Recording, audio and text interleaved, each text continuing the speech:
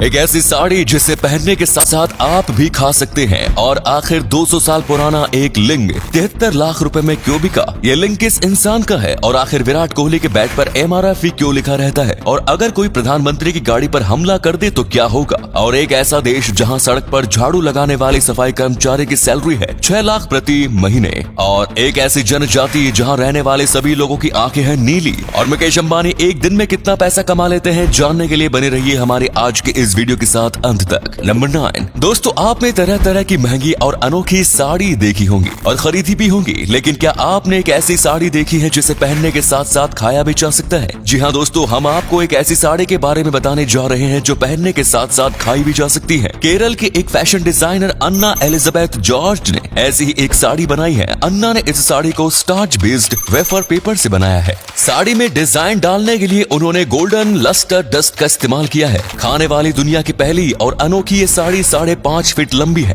और इसकी कीमत है तकरीबन 30 रुपए। आपको बता दें कि अन्ना एक फैशन डिजाइनर होने के अलावा कुकिंग में भी महारत हासिल रखती है। उन्होंने इस पूरी साड़ी को किचन में ही डिजाइन किया। वैसे इस साड़ी में चींटी तो नहीं लगेगी ना।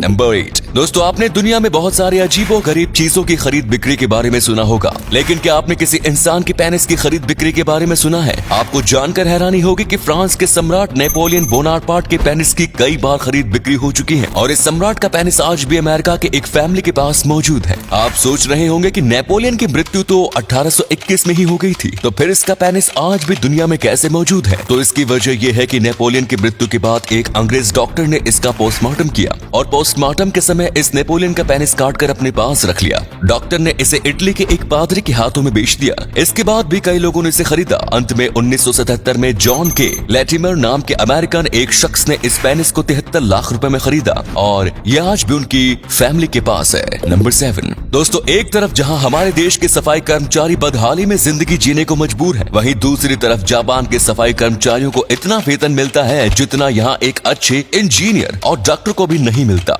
जी हाँ दोस्तों, जापान में सड़कों को साफ करने वाले सफाई कर्मचारी को मंथली सैलरी $8,000 यानी कि तकरीबन 6 लाख रुपए मिलती है। इस देश में सफाई कर्मचारी को सिर्फ पैसे ही ज्यादा नहीं मिलते, बल्कि उन्हें पूरा सम्मान भी मिलता है। इस देश में सफाई कर्मचारी को हेल्थ इंजीनियर बोला जाता है और सबसे खास बात यह है कि यहाँ हेल्थ इंजीनियर बनने के लिए भी एक बैचलर कोर्स करना पड़ता है और नौकरी हासिल करने से पहले उन्हें रिटन टेस्ट और इंटरव्यू भी पास करना होता है। पैसे की बात तो छोड़ ही दीजिए, क्या हम अपने देश में सफाई कर्मचारियों को जापान की तरह इज्जत नहीं दे सकते? नंबर 6 दोस्तों, आपने भारतीय क्रिकेट टीम के कप्तान विराट कोहली के बैट पर MRF का स्टिकर जरूर देखा होगा। क्या आपने कभी इस बात पर ध्यान दिया है कि विराट कोहली हमेशा MRF का स्टिकर ही क्यों लगाते हैं? इसके पीछे की वजह यह है कि विराट कोहली ने MRF कंपनी के साथ स्पॉन्सरशिप डील फाइनल की हुई है। कोहली ने 2017 में इस डील को अगले 8 सालों के लिए रिन्यू किया था, यानी कि विराट कोहली 2025 तक अपने बैट पर MRF स्टिकर का उपयोग करते रहेंगे। आपको जानकर हैरानी होगी कि कोहली ने 8 साल की ये डील 100 करोड़ रुपए में फाइनल की है। कोहली के बल्ले से रन निकले ना निकले, MRF की ओर से उन्हें पैसे मिलते रहेंगे। नंबर 5 दोस्तों, आपने दुनिया के लगभग सभी देशों के प्रधानमंत्री और राष्ट्रपति की टाइट सिक्योरिटी तो देखी होगी। अगर हम बात करें तो हमारे प्रधानमंत्री नरेंद्र मोदी भी कड़ी सुरक्षा के बीच डालते हैं। इनकी सुरक्षा इतनी कड़ी होती है कि उनके काफिले के बिना इजाजत एक परिंदा भी नहीं घुस सकता। लेकिन फिर भी एक पल के लिए अगर हम ये इमेजिन करते हैं कि अगर किसी ने प्रधानमंत्री की गाड़ी पर जानलेवा हमला कर दिया तो फिर क्या होगा? वेल, आपको ये जानकर बिल्कुल भी हैरानी नहीं होगी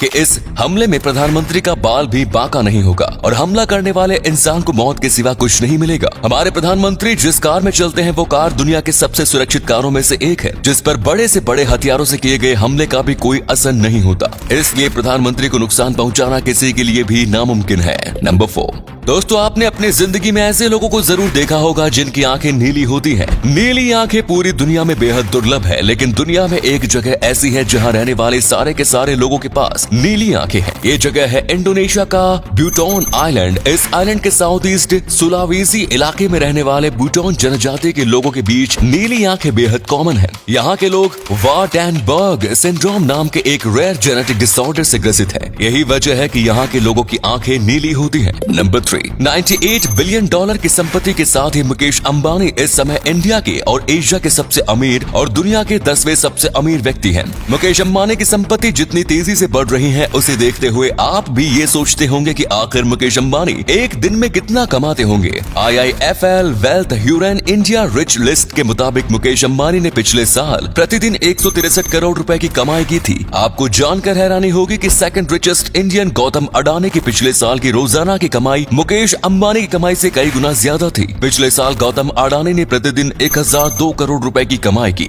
नंबर 2, दोस्तों जिंदगी में अगर कुछ करने की ठान ली जाए तो एक ना एक दिन कामयाबी मिल ही जाती है। हिंदी फिल्मों की दुनिया में कॉमेडी किंग के नाम से मशहूर जॉनी लीवर आज करोड़ों रुपए के मालिक है, लेकिन उनकी जिंदगी में एक वक्त ऐसा भी था जब हिंदी फिल्मों का ये मशहूर कॉमेडियन मुंबई की सड़कों पर पैन बेचकर अपनी जिंदगी का गुजारा करता था। अपने स्ट्रगल के दिनों में जॉनी लीवर लोगों के सामने फिल्मी कलाकारों की एक्टिंग किया करते थे। कहते हैं ना कि अगर बंदे के पास हुनर हो तो फिर मंजिल उसे ढूंढ ही लेती है। जॉनी लीवर के साथ ही ऐसा हुआ। एक बार जब उन्होंने फिल्मी दुनिया में कदम रखा तब दोबारा उन्होंने कभी पीछे मुड़कर नहीं देखा। नंबर 1, कारगिल वॉर के दौरान देश के वीर जवानों ने जिस अदम्य साहस का परिचय दिया उसे ये देश कभी नहीं भूल सकता। लेकिन बड़े अफसोस के साथ कहना पड़ रहा है कि इस युद्ध में देश के लिए 6 गोली खाने वाले एक सैनिक को इस देश ने भुला दिया। सतबीर सिंह ने कारगिल युद्ध के दौरान दुश्मनों का डटकर मुकाबला किया। भारत माता की सुरक्षा करते हुए सतबीर सिंह को 6 गोली लगी और वो गंभीर रूप से जख्मी हो गए। कई महीनों तक हॉस्पिटल में बिताने के बाद वो ठीक तो हो गए, लेकिन एक गोली उनके पैर में ही फंसी रही। सतबीर को चलने में परेशानी होती थी जिस कारण उन्हें अपनी नौकरी छोड़नी पड़ी।